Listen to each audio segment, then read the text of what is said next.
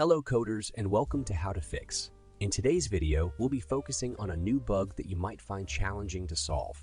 So without further ado, let's dive into today's bug. First, let's execute code 1 to generate the error and observe what happens. So here's an explanation and how to fix it. Please pause the video to review the explanation. Now let's write the right code and let's see the output.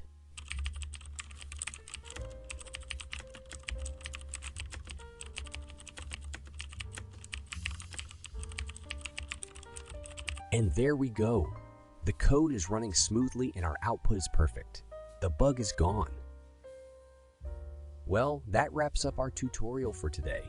If you found value in this video, do remember to give us a thumbs up and subscribe for more coding solution videos.